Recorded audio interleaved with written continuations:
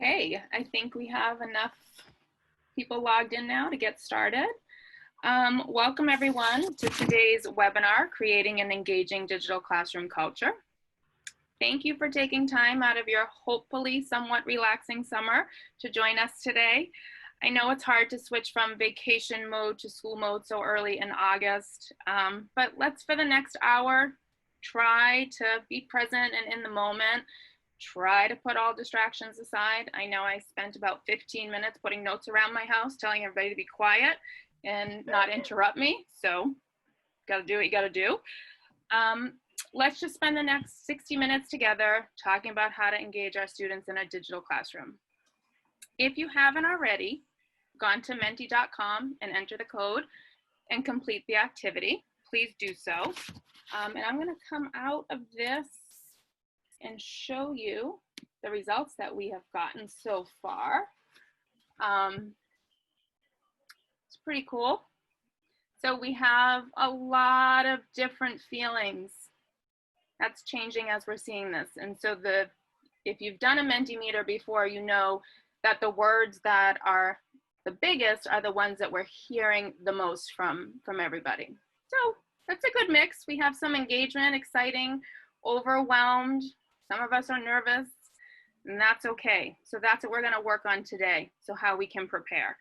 I'm gonna come back over to our presentation. 1 second. And before I do the introductions, I just wanna go over some housekeeping items just to make you aware of a few things. I am going to link the slide deck that we're using in the chat as soon as I hand it over to Eileen. I will put that in there so that you can follow along with us. The Q&A is open for questions. You can feel free to pop questions in throughout the whole presentation. We'll do our best to get all the answers to you. If we cannot, we will make sure we answer them later and follow up with an email. We are recording this webinar. It will be posted on the website, Teaching and Learning with Technology. It will be along with all the other webinars that the MPS IT department is putting together. This is a great resource for you. You should think about linking that, bookmarking it so you have it to refer to later. It will be up there for you. We are going to link it in the slide deck, as I said, and we will also post it by the end of the presentation in the chat. So now, since I've already been talking to you and have so rudely not introduced myself, I am Donna Busa. I am an instructional technology specialist at the elementary school level right now. I work at Franklin, Underwood, and this coming year I will also be at Mason Rice. And Eileen is with us today. Eileen, would you like to introduce yourself? Sure. Thanks, Donna. I'm Eileen Keene. I am the coordinator of libraries. I'm very lucky to get to work with all the library teachers in our district. And I'm also an ITS district-wide, and this year I'll be focusing at the preschool too, which is really exciting. Great, thanks Eileen. We also have some special guests today. One of the best things about working in Newton is that we are surrounded by such talented and creative teachers, and we all have different strengths in different areas, and working together and learning from one another is one of the best parts about being a part of Newton. So today we are so lucky. We have 4 amazing teachers that are excited and willing to share what has worked well for them in their digital classrooms. So today we have Kristen Fucarli, who is a kindergarten teacher from Underwood. We have Robin Eaton and Allison Theodore, who are both 7th grade math teachers from Brown. And we also have Maria Haggerty, who is a Newton North ELL teacher. So we look forward to hearing from them later in the presentation. They're going to be sharing their experiences and their strategies and ideas that have worked well for them when engaging their students in their digital classroom. Today, we will understand the importance of creating a positive and engaging online culture. We will identify specific tools to incorporate into our online class practices and assess strategies that might be effective for engaging students in a digital classroom. So, before we go any further, I want you to stop and think for a moment. We have already done 5 things that have engaged and created classroom culture. Think to yourself what those 5 things might have already been. We have only been online for maybe 5 minutes and we've already done 5. We've had music playing when you signed in.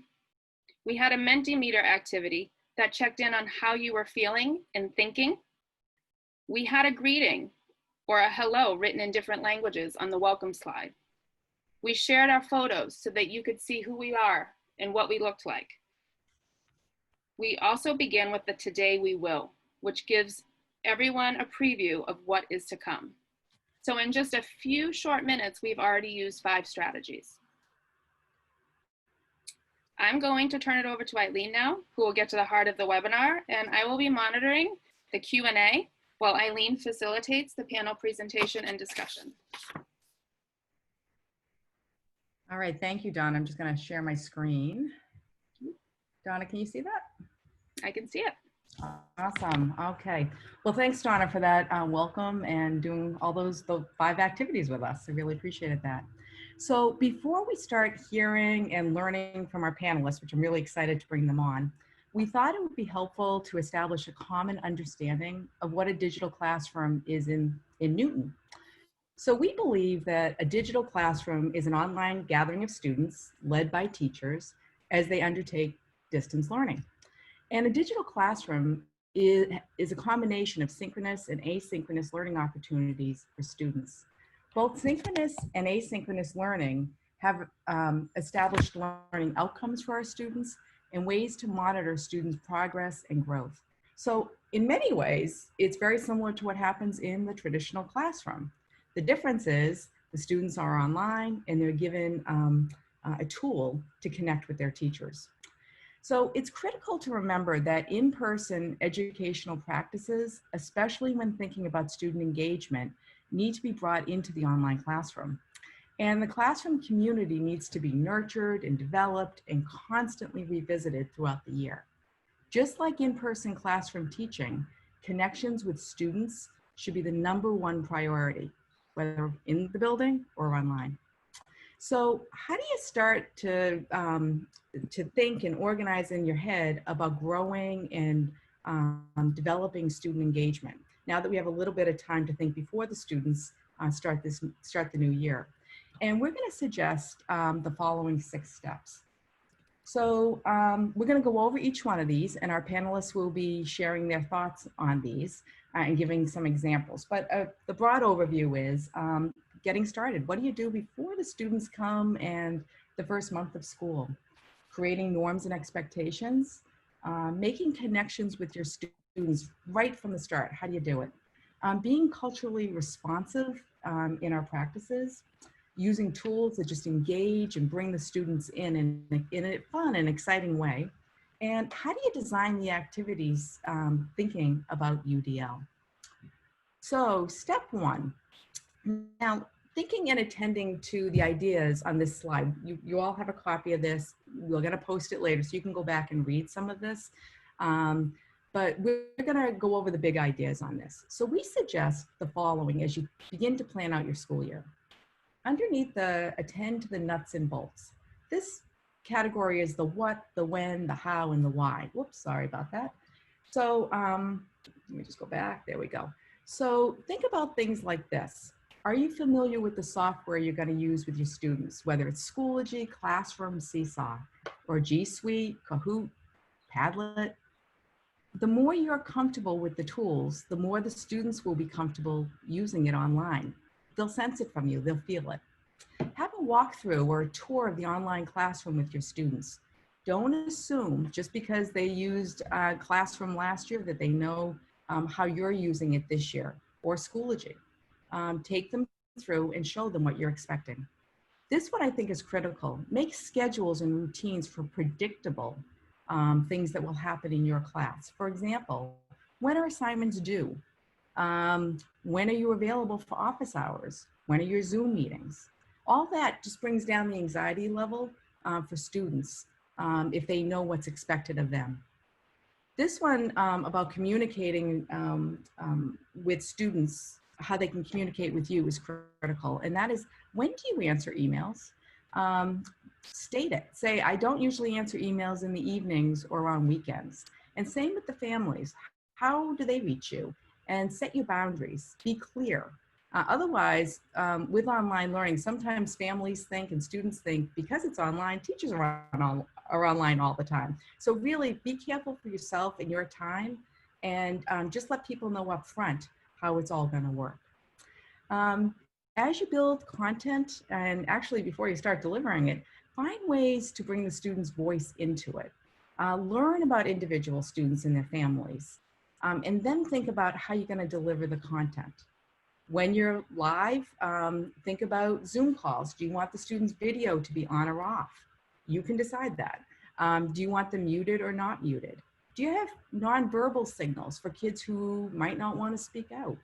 Do you create virtual backgrounds like the word wall behind me or a student of the week or a map to make it more interesting for students?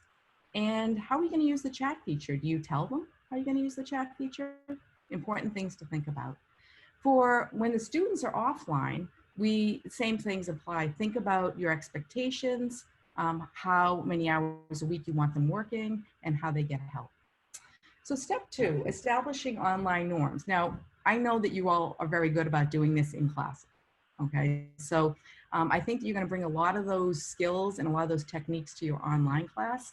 But just remember, at the beginning of the year, one of the most important things you can do is, as a class, articulate what behaviors are expected online.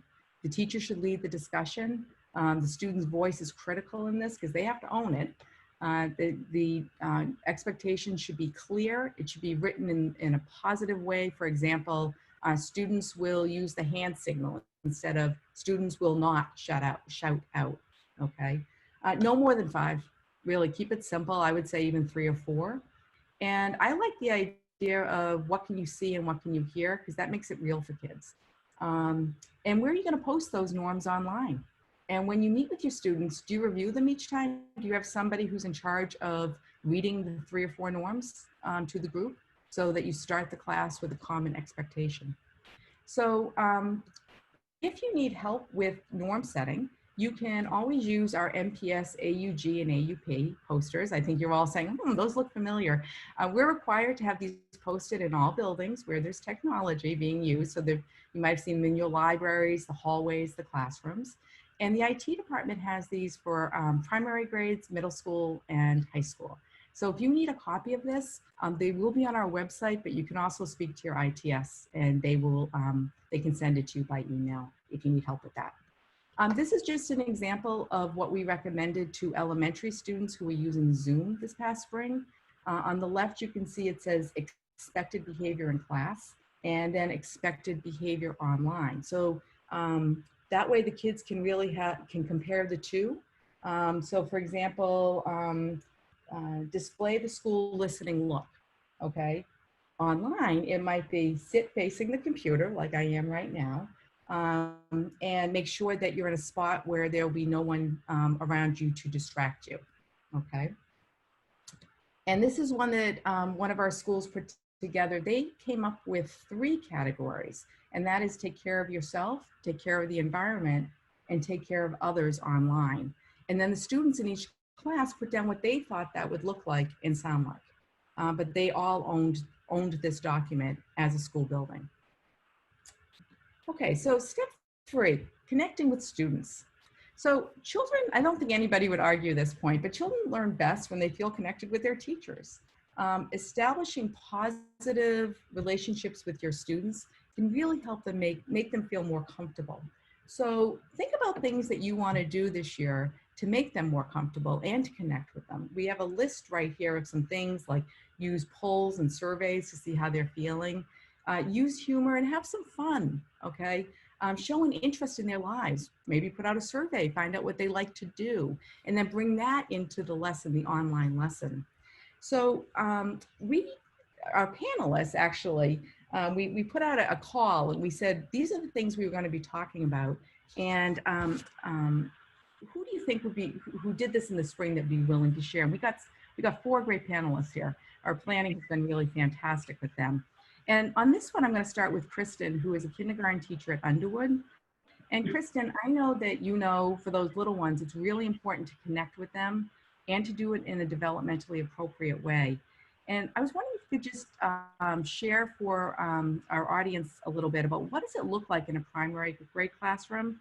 And can you give a few examples of how you made those connections with your students? Absolutely. Thank you very much. And thanks for having me. I'm very excited to be here to share some of the stuff that we've done in class. Can you guys see my screen right now? Yes, yeah. Excellent. Okay. So I'm just going to bring you through things that I'm going to share with you that I've done that you probably already have done in your class, but how to incorporate it online and remote. So having a morning meeting, many of us do responsive classroom. We have the greeting, share, morning message, and activity. And what we would do is very similar to that. Since we had 5 months in school, the kids really had our nuts and bolts, like Eileen had said previously in the first few slides.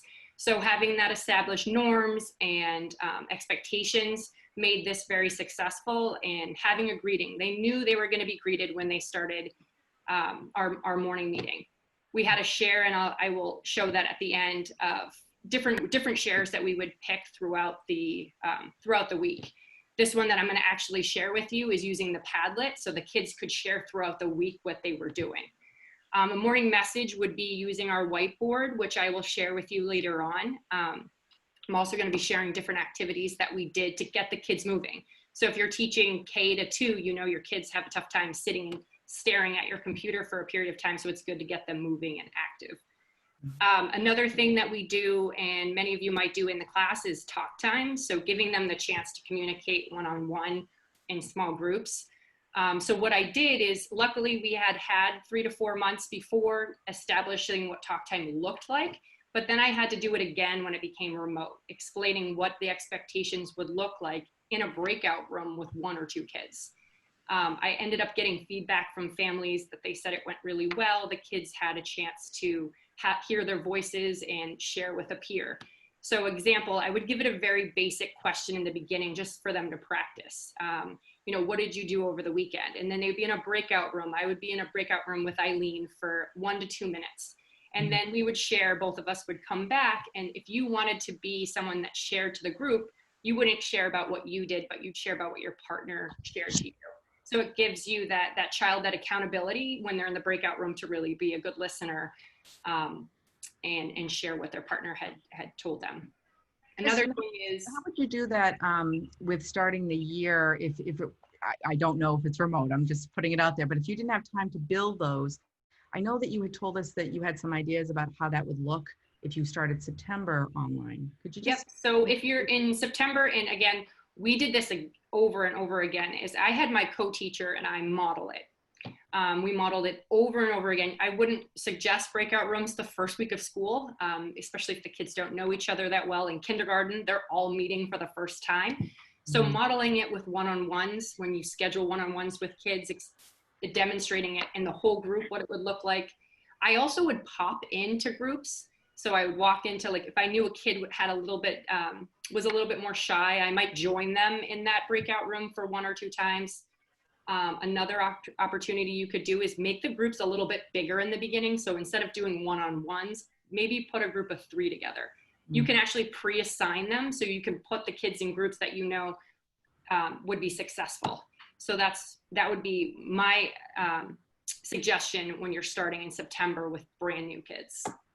Thank you. Another thing that we would do is our student of the day or student of the week. You could do either one.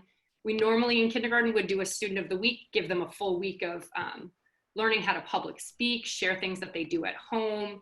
It kind of creates a different community. You learn a lot about what kids are doing at home, family culture, things like that. And they get to shine for that day. They get to share their favorite toy, their favorite ice cream, basic questions that they feel that they can either show you or they can say. So always give another option. Don't just say, okay, you're going to present and that's it. That's the only option. Giving them choices. So you can either bring your stuffed animal or you can tell about it.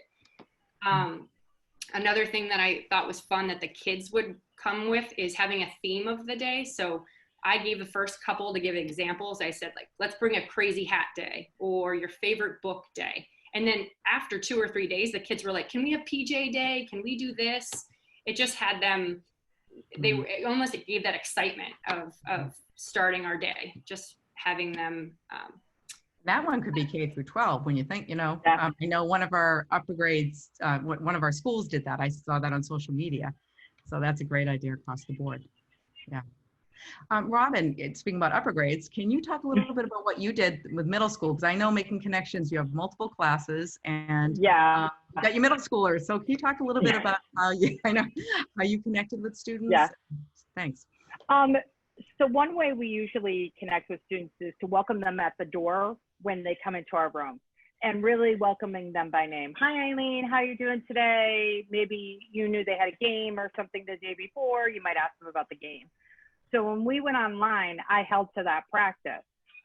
You can see who's in the waiting room, who's about to join. And as you're letting them in and as you see them appear, you can start welcoming them one by one that way. The nice thing about Zoom meetings is sometimes most of our kids would be in their room, and you get a little insight into their rooms. One student I learned was an avid horse show competitor, and around her room were all these colors, and I couldn't really tell what they were. And one thing I like to do is stay after class and say I'm available for one-to-one questions, or if you just want to chit chat for a few minutes. And that girl stayed after one day, and I was like, what are those things on your wall? And she was like, oh, those are all my horse competition ribbons. And she brought her computer up and showed me, and it was all the way around the perimeter of her room. And I couldn't believe what I was seeing. So that it gives you another like insight into them. You see their pets, you see just different things that you wouldn't normally see in the classroom that you then can take into conversations with them, with you, and get to know them better.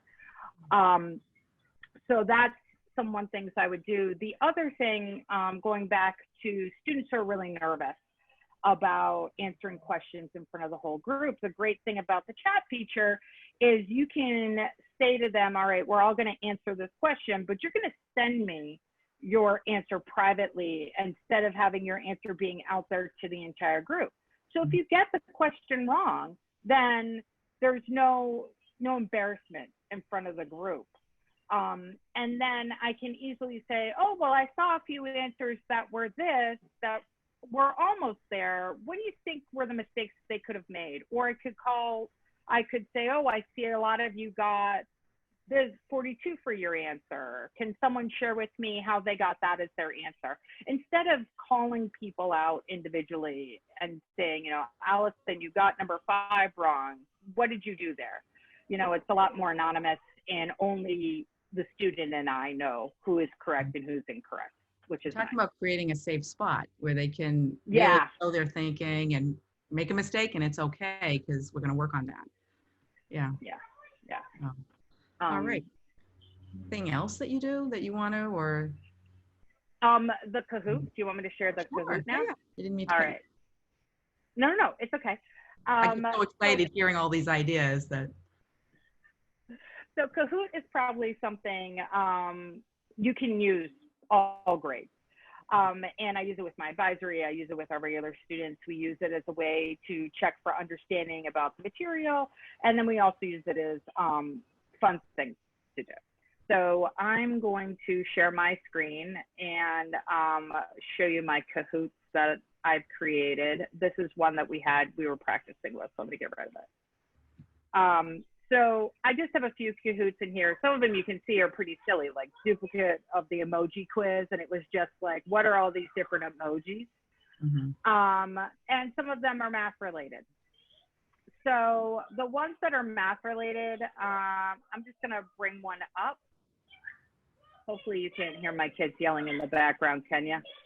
Keeping it real. We like it. They're fighting. We feel like we're back in the building. Exactly. I'm gonna play it. So one thing to know is if you want to play along with the kids, you have to either use the different browser or you have to use your phone. because you need to enter in the game pin as well. And a lot of times kids really like it when you play with them. So when you play those like trivia Kahoots, that's where like I like to play. I wouldn't play during like the content related Kahoots.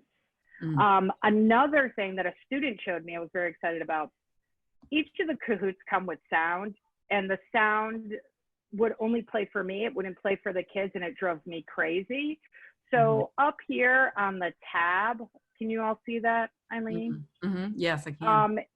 If you hold your command key and click on it, no, control key, sorry, control key and click on it, it allows you to mute and unmute the site, so you don't have to keep continuing to listen to the crazy music that's on there and only you hear it. It drives me crazy. So I would start it, takes a couple seconds. You've got your question. I would read this question out for my English language learners or any of my students with disabilities, so that way they didn't feel rushed or they didn't miss anything. They answer their questions, and I noticed that one person got it right or everyone got it wrong. I would take the opportunity to stop and go through that question. If it was a question where everyone got it right, great, we move on to the next thing. If you've never seen Kahoot before, they give you a little scoreboard. Obviously, I'm the only one in it, so I'm going to be at the top of the podium. But if other people are in it, different people switch in the podium, which is great. And that's what makes it fun. It's just a fun way to review concepts with them. It is fun. So. Yeah, and I actually have 8-year-old twins, and I've been playing Kahoots with them, and they love it. They're constantly asking for Kahoots. So. Excellent. All right, so before we go to the next slide, I'm going to share my screen again. Donna's been getting some questions on the about using breakout rooms with students. And yes, you can use breakout rooms, but we always say you need to follow what your building principal has put out in terms of what he or she would like with breakout rooms. So if you have any questions about breakout rooms, make sure you talk to your principal and get guidance from them on how they would like it to look like in your building.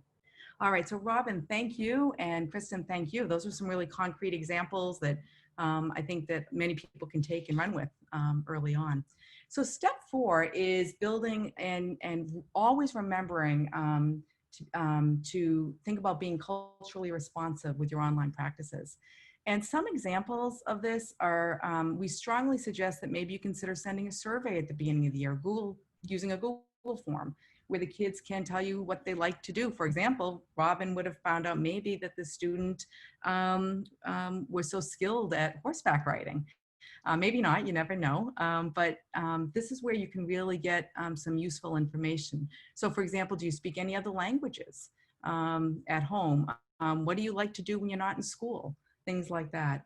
And then I would say reflect, get the results, put them away, and keep going back and forth to them and seeing things, because there'll be things that you connect later that are important, that bring in the students' interests. Family experiences, can you have the kids interview people or create slide decks about their family members, or interviewing a grandparent, bringing them online maybe for a Zoom call. And spirit weeks, can the kids, a themed week, can the kids develop those around who they are maybe, instead of just like silly sock day or something like that, but that might be important because it gets kids talking.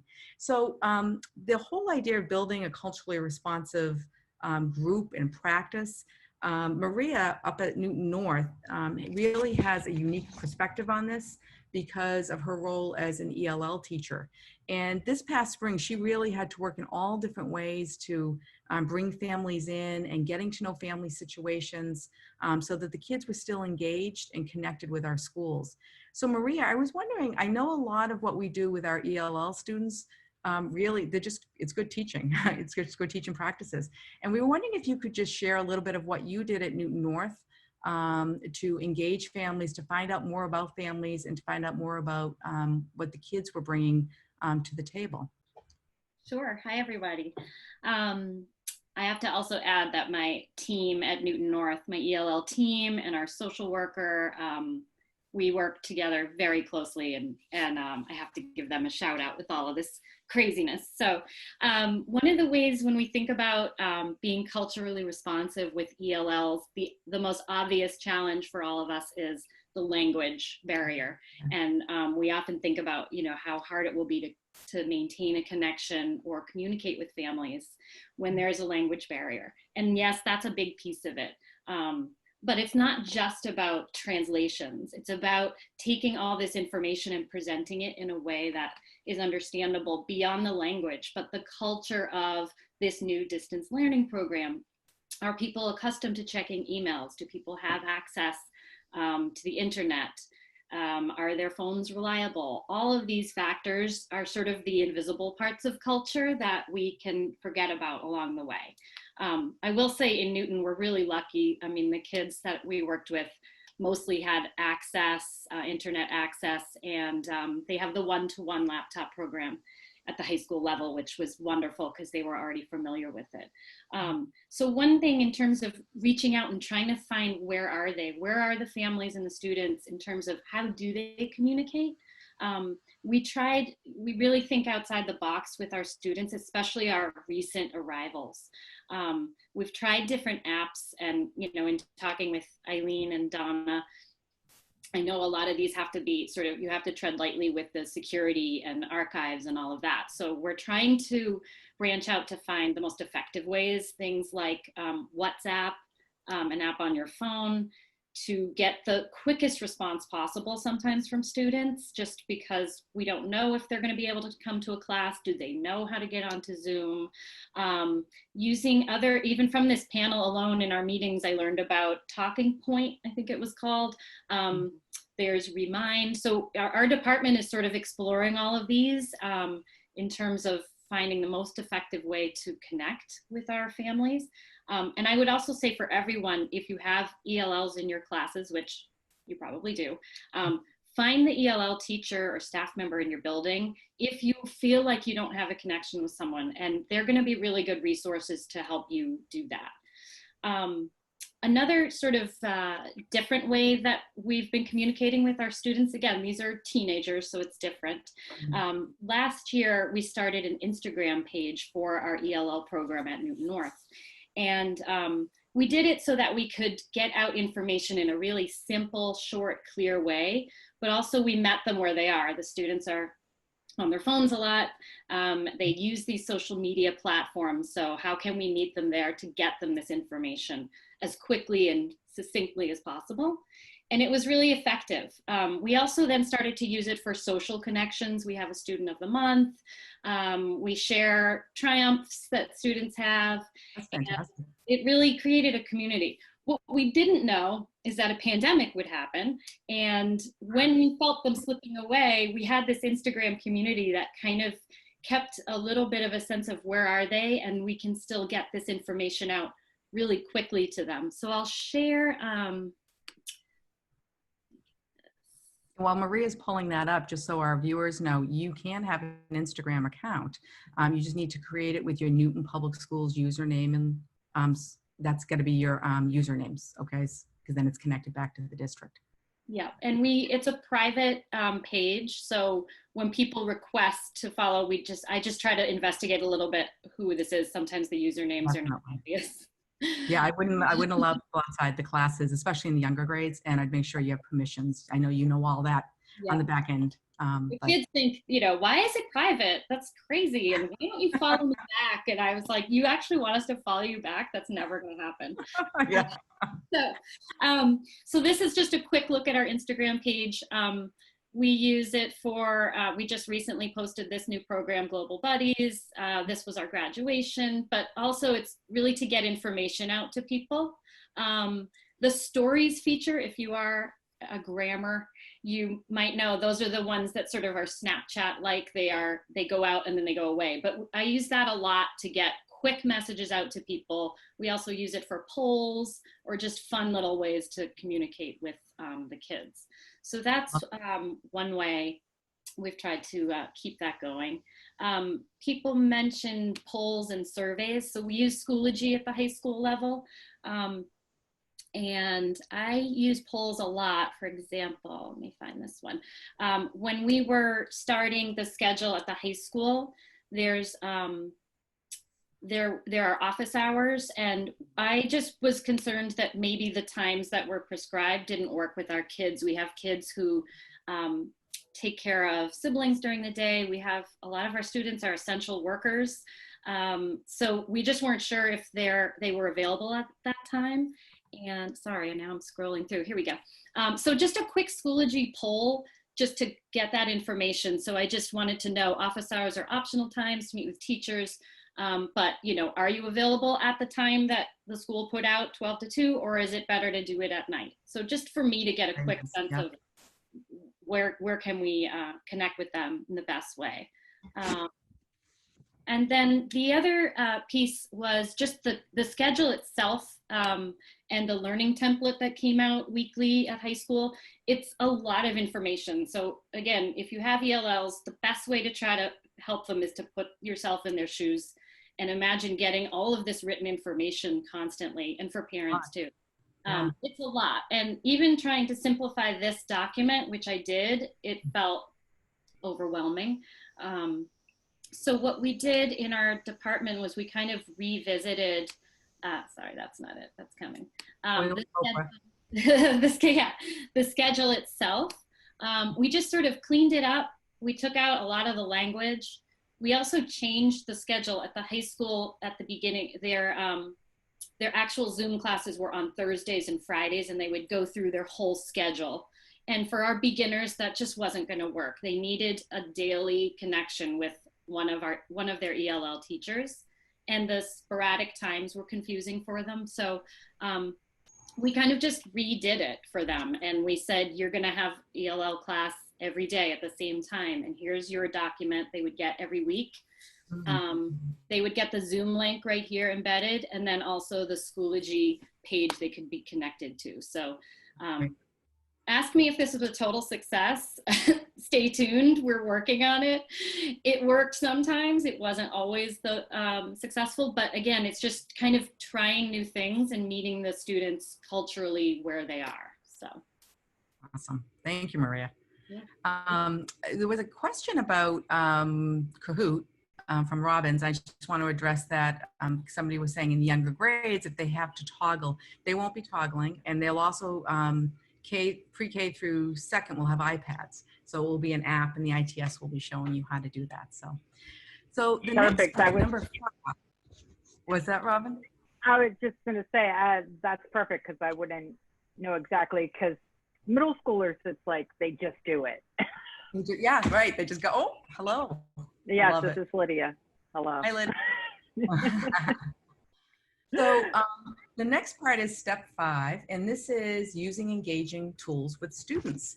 And there are a lot of tools out there, as people know, right? And we asked this panelist to just walk us through some of their favorites. So I'm gonna reverse the order. We're gonna start with Allison first, and we're gonna see some of the tools she used with middle school students. And then Kristen will go to you right afterwards. Good morning, everyone. Thank you, Eileen. Before I begin, I just want to share the screen. I'm kind of perseverating on the fact that Eileen called us great. So the panelists are all great, but I'm just going to share with you 5 different ways that I kind of try to engage with the students.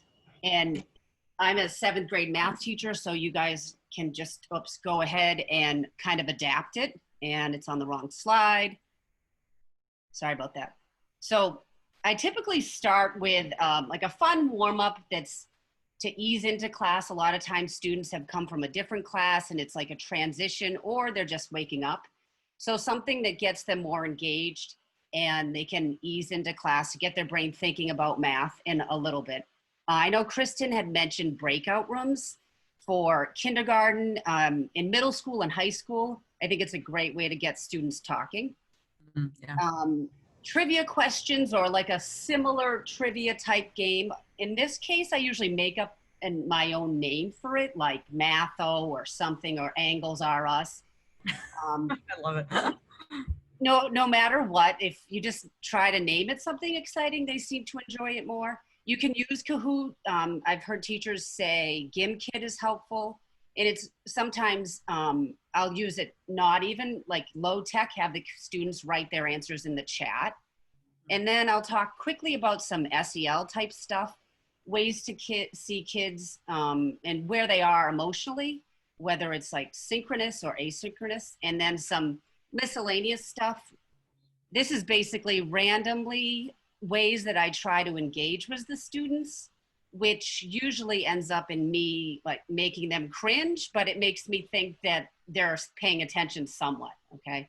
So this is just an example on the screen of a warm-up where they're doing some math, but it's more accessible, and there's a visual. I have a fun question with a Rebus puzzle or pop culture.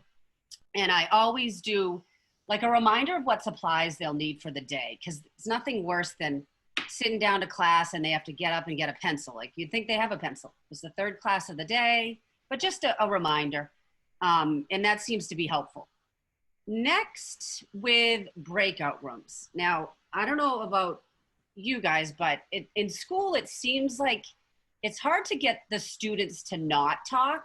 But when we're online, the students just are kind of unwilling and more shy. So with breakout rooms, what I started doing is doing more open-ended questions. And so students would solve them individually, like as a whole, and then go into breakout rooms and discuss how they solved them.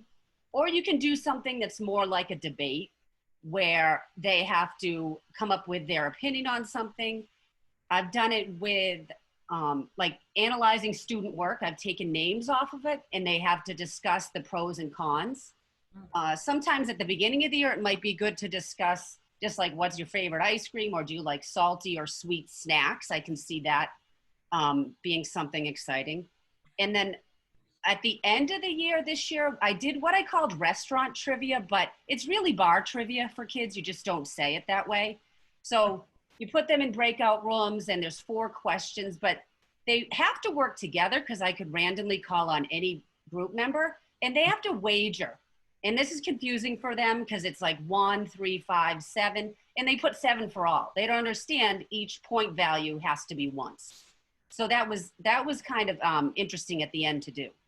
I said before about doing some trivia-ish thing, and this can be either on Socrative or Poll Everything. I usually just put it in have the students answer privately in the chat to me. It's just an easier way to get feedback, and kids don't have to click on links.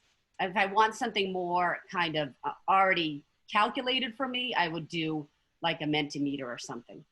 The 4th thing is the SEL type stuff. How are you feeling?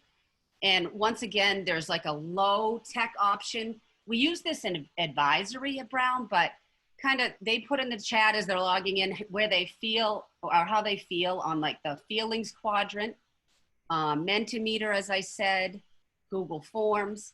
And being a math teacher, we use Desmos a lot. So students are really familiar with logging in. And one thing that I did in math and advisory, students would get this. Of course, it's loading. And when it eventually loads, like students will have a slider. And we did this after their first week of distance learning. Like, hey, how do you feel about this? We got a lot of reds, we didn't expect a lot of greens. And then they could give just like a verbal explanation. And the next thing was what's new, like something interesting or funny. They could sketch a picture. And that was actually interesting to see some of the pictures. Like in online with like the mouse pad, it's hard to draw. We got some bikes. This is interesting. Not a lot of getting along better with my siblings. And another one was, this would be one of my favorites. Students had to draw like the animal or the shape they think of with a less than sign. And if you could tell, that's like a really amazing drag. Look at that. They probably spent more time on that than anything else. Okay. And then finally, just miscellaneous things. And I know it's a good way to connect with students. And I think you got to be flexible, try new things. I always are trying new things and realize it doesn't work. I'll use Bitmojis a lot. I think it's helpful for, like Maria said, the ELL students. Students like to make fun of me. GIFs can go a long way. Choice days. And this would require a little coordination, but in Robbins, in my GLD, we've done choice days where students decide where they want to go based on a topic or a game. And this could be for previewing items or reviewing. And the last thing I've got here is theme days, which seems to be something prevalent in all grades, but I'll do Crazy Hat Day, Jers Day, and then on Thursdays, I like to do lame joke Thursdays. I actually borrowed this from a colleague, and the students themselves come up with lame jokes, right? What I've noticed is that you've got to cut off the time, give like a 2-minute time limit, because they'll go on and maybe do it towards the end of class, because they'll just really just suck up all the time, okay? And before we look forward to that. That must be a highlight for them. they just look forward to. I like it too. They call them dad jokes. They're really corny. Yeah. And then one of my favorites before I go is, why did the geologist's wife leave him? And the answer is because he took her for granted. Very Back to Eileen. So thank you very much. Thank you, Allison. That's great. We're going to be using that one tonight at dinner at my house. Okay, so we have about 5 more minutes, and then we'll be doing some wrap-up items. But before we get to that, Kristen, you had a few that you wanted to show us from this list on step 5. So I'm going to throw it over to you for 3 or 4 minutes. Kristen, you're muted. You can hear me now? We can hear you. Excellent. All right. So I'm going into, oops, let's go to the next one. All right. So some engaging games that we played in kindergarten. I'll just give you a couple that were our favorites. One was bingo, which was really fun. The kids all made their own bingo boards. I sent them a video, a screencastify of me doing a board myself, and then so they knew what to do at home. And then I used Fundations cards for them to figure out. They had to say the sound, the name of the letter, and then they could cover it up. A scavenger hunt was a huge hit where the kids didn't, I had a lot of kids that had trouble talking at our Zoom meetings, which I'm sure many of you have as well, where I would say, okay, guys, go grab something that's in the shape of a circle. And they would all run. You could hear like brothers and sisters that were like 2 or 3 years old, like running and helping and joining in. So it gave them some excitement to share nonverbal. So that was a hit. They'd ask almost every single class, can we end with a scavenger hunt? Cosmic yoga. If you've never used cosmic yoga, you definitely should look into it, because it's you can do small ones, which were like 2.5 minutes. You could do a whole 30-minute class. I mean, maybe that's something you send to them to do on their own, but it's a yoga class and they have no idea they're doing yoga, because it's like a Pokemon class, and she tells a story while they're doing different motions. So that was really fun for them. Another one is Spider-Man. And I had said I was going to show you the feature of using the whiteboard. So if you've played Hangman before, it is similar to that. We just don't call it Hangman. Let me just see if I can share the whiteboard with you really quick. So this is a feature that you have when you go to share your screen on Zoom. And I might say, okay, it's an animal. And so I would give them the lines. And then for every one they get incorrect, I would just start to make a spider, similar to Hangman. But they would just get so into it. And at first they're guessing animals. They'll be like, they'll see 3 letters and they'll be like, giraffe. And then they'll start to realize, oh wait, if I ask for a letter, I might get closer. And I'll put the letters that are incorrect over here so they don't ask again. But it's really fun. They enjoy that game as well. I think that was it. I think I had also like a Go Noodle. This is a great movement opportunity. If you've never accessed that either, I definitely recommend that. There's all sorts of indoor recesses and different activities on there as well. Fantastic. Thank you, Kristen. Yep. So step number 6, let me share my screen again, and I see Maria is smiling. She has an awesome idea for this one, but this is remembering that no matter what we do online, we should be thinking about UDL practices so that we engage all of our students. And what slight modifications or what tools can we use so that everyone has a voice and everybody can participate in the classroom. And Maria, she had told us about some things that she did, like Zoom summaries for kids and a Flipgrid activity. So Maria, I'm going to throw it over to you for 2 minutes, and you can tell us what you do with UDL, and then our participants can read this slide later and follow up with us if they have questions. Okay, I'll be quick because I'm watching the clock. So this is not how I would speak to my ELLs, for the record. A couple of the tools that I found really helpful. Let's see, I use Flipgrid. So that is a video platform, and I used it with my beginners before everything shut down, thankfully. So they were familiar with how to use it. And for beginner ELLs, but also this works for everyone, which I'll explain why, it's a great way to have them talk more freely. You can give them, I put a post here where, again, these are total beginners. So you can type in a prompt with sentence starters or vocabulary you want them to use, and then they post their responses. So for beginner ELLs, you can imagine speaking in a group or in a Zoom can be really intimidating. They don't get the practice when they're at home. So having the opportunity to sort of record it, go back and fix it, and take their time with it was really helpful. And they can comment on each other's and make funny emojis. So I'll just very quickly, just so you see what it looks like. Hi, my friends. I miss you. I'm good. I am home. My mom, my father, my sister, my brother. I am going to movie, cooking, and listen music, English. Bye. So you can see that it's just a nice way for them to hear themselves speaking English again. I also used this with my more advanced classes. They had the option to do, we did a speech in their Zoom class in spring, and they voted. They could either do it live in our Zoom class, which some of them really wanted to do, and it was fun to have them do it live. But some of them opted to do it on Flipgrid. They just felt more comfortable, and who knows where they were with all this going on. So it just gives you different options of communicating and seeing what they come up with. And then the other thing, do I have time, Eileen? Like 1 minute or? Sure, yep. The other thing I like to do is use Screencastify, or I've sort of fallen in love with Loom this summer. So yeah, so they're similar where you're just, if you've taken any of the IT classes, they're used a lot.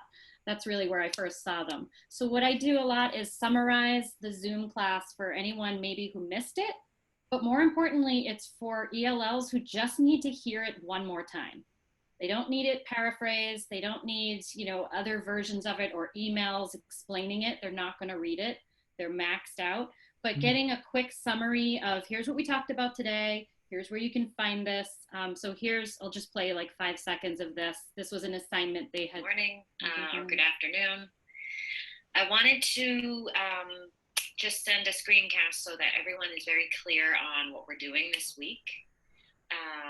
So just to give you a sense of kind of going over an assignment, for our beginners, I'm working on sort of a boot camp of how to use some of these tools that they can go through for distance learning if and when we do that. But I really recommend it if you can just, for high school or middle school, if you can just sort of recap in a video format, it's so helpful. My advanced students said that this was, they would go back and watch it again and it would just sort of absorb a little faster for them. And then one more little tip is Schoology, when you send a message to a student, you can do a video or audio message. And it's a really personal way to connect with kids, especially I had some kids, I'm sure everyone did, who just weren't showing up. And so to send a personal message saying, I'm not going to be mad at you, just show up, I really miss seeing you. And it was helpful just to have that, again, not just reading more emails with all this language, but just having a face and a voice to connect with. So. Fabulous ideas. And Maria, I'd love to connect with you later to see if you give any of those summaries to classroom teachers to use with kids who just need that modification or need to hear it again. It's a really great idea. I hadn't thought about doing that. Okay, so just share my screen. I should have said that on the slide with UDL, give full credit to Lauren Harrison from our ELL department, our assistant director. A lot of those ideas Lauren created in the spring, and it's just good teaching those strategies for UDL. So Lauren, thank you. And thank you for sharing your work with us. So additional materials. So there is a lot of materials. We threw a lot at you. There was a lot of talking. And that was the purpose, actually. It was to get you thinking about all the possibilities, all the things that you may just never thought about. And so we have made a website with a lot of resources for you to view. It looks like this. We put a screenshot in right here, but I can just take you out so you can see it really quickly. Here it is. This is the tech department's new website. And for all the classes that we're offering this summer, you can go select the class that you're interested in learning more about. So this one was creating a digital classroom culture. And once you're in there, this video will be posted here. Here are some videos, some resources, some tutorials. Here's the AUP things that we posters that we talked about at the beginning. So that link is in your slide deck, and I think Donna is also sharing it out with you. And we hope that you find that helpful as you start your new school year. And before you go, we're going to ask that maybe you consider adding to our Padlet. And the reason for this, again, it's building community and it's sharing ideas back and forth. Your name is not connected with it, but you might put an idea down or 3 words or even a picture that makes someone else think. And they steal that idea or borrow that idea, I guess I should say, right? They borrow that idea and bring it into their practice. So when you have a moment, we would love it if you would contribute to the district-wide Padlet on this topic. And before we go, Donna and I really want to thank our panelists, Kristen and Allison, Robin and Maria. They have been tremendous. When they got the email, they all responded quickly and they just wanted to meet and dig in. And I think that we really had 4 rock stars join us today. So I want to thank them for finding time during their summer vacation to come have this conversation with all of us. And Robin, thank Lydia too for showing up. That was really sweet to see your daughter. Okay, so before we go, we just want to wish you a great start to the school year. And we really want to remind you that the IT department is here to support you. Feel free to reach out to your ITS for ideas. Or if you have just an idea about, you want to start something, but you know how to do it, that's why we're here. We really want to make your job easier. So please don't be shy about reaching out to us. So Donna, is there anything you would like to say in closing before we sign off? Thank you, everybody. Thank you for attending. Thank you for spending an hour with us. And thank you to the panelists. You guys were great. I had a lot of positive feedback from people who have been watching as I've been sitting here answering the chats and the Q&A. So great job. And right after this, we'll send a course evaluation. If you don't mind just taking 30 seconds and completing that, we can always get better at what we do. So we'd love to get your feedback. So thank you all very much and enjoy your month of August. Thank you.